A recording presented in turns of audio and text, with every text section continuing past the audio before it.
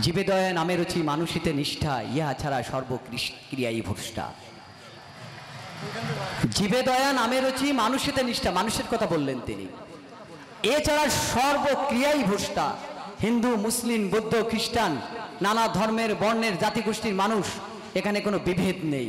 হরিচাঁদ ঠাকুর গণধর্মের ডাক দিলেন।